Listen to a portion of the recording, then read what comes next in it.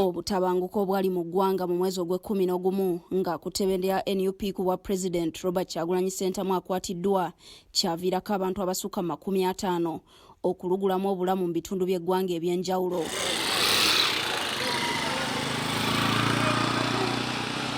Kubanga bw'obona nga bali mu kampeyini lwaki kunnabwalina mu kampeyini lwaki tabuta. Buno bumu ku bujulizi Kyagulanyi bwawadde mu kkooti y'ensi yonna ng'aloopa omusango ogw'okutyoboola eddembe ly'obuntu. Uganda bannange njagala obbategeeza nti okuyita mu bannamateeka baffe wano ne bannamateeka baffe okwetooloola ensi yonna twatutte omusango mu kkooti y'ensi yonna era ne tusaba prosecutor wa International Criminal Court anoonyereze ku bikolobero ebikoleddwa ku ddembe ly'obuntu ne bannayuganda bonna okutwaliza awamu enoonyereze ku bivve ebikoleddwa ku bannayuganda nga biri ku biragiro bya mwami Museveni ne mwami Eri Tumwine.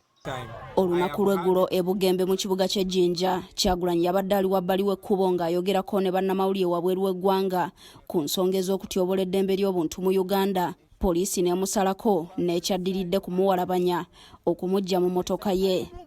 I am on a press conference officer. You see, as we speak right now, I am being harassed by a police officer for simply parking on the side of the road to talk to the press. The reason why I am wearing a bulletproof jacket and a ballistic helmet is because I expect a live bullet targeted at me anytime. As you can see, I'm being arrested. This is a presidential candidate.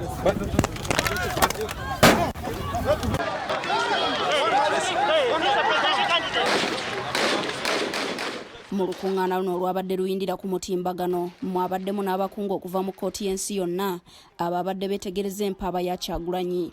Kyagulanyi agamba ababadde babuusabuusa nti eddembe ly'obuntu teririnnyirirwa mu Uganda baafunye obujulizi obw'enkukunala wabula ate kino tekimala bakyakuŋŋaanya obujulizi obulala okuwanirira omusango guno. Kyabadde kya nnaku nnyo n'era kyayongedde okwoleka embeera gye tutambuliramu n'embeera ey'abo abalina okuba abakuumaddembe gye beeyisaamu.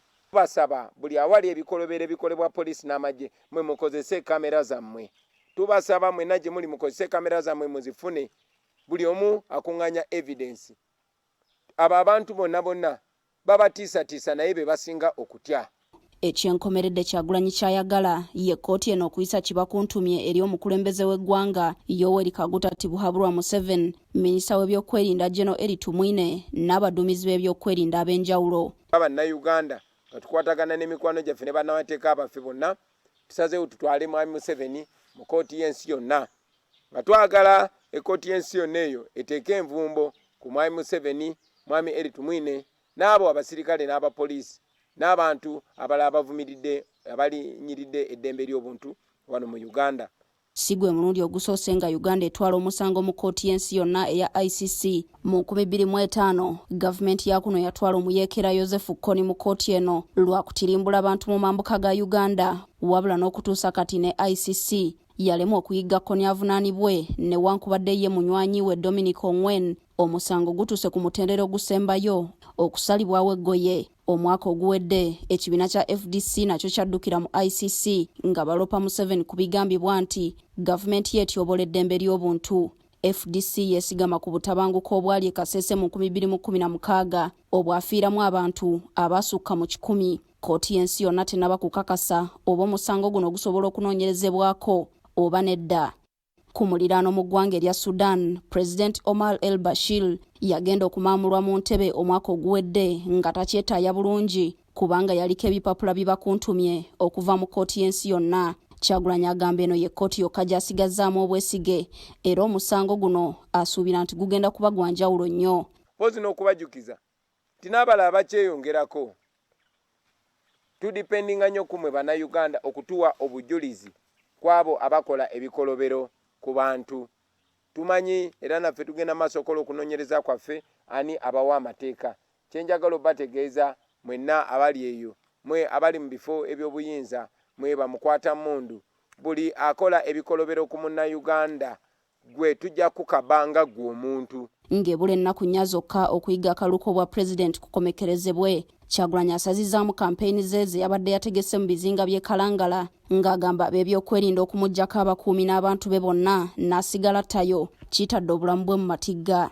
Twategezeddwa nti baadde bateeseteese obulabe si ku nze nzekka ne ku bannange b'entambula nabo ne ku abo bannaffe abali mu bitundu ebyo eby'e Kalangala.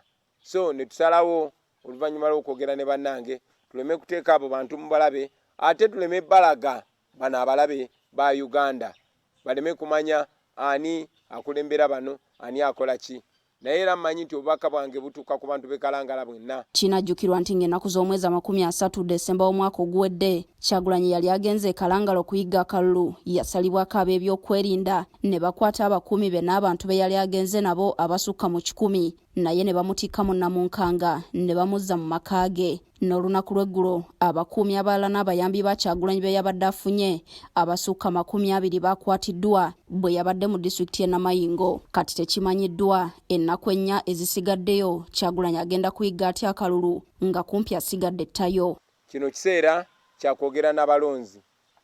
Etteeka bwe ligamba buli kye tukola kiri mu mateeka, naye njagala obategeeza nga be nabategeeza gye buvuddeko tutujja batuukako mu sitayiro yonna. Tujja batuukako digitale, scientifically, technologically ne physically. Tujja batuukako mu rubber dub style. Carlton Scovia Nakamia, BBS Telefina.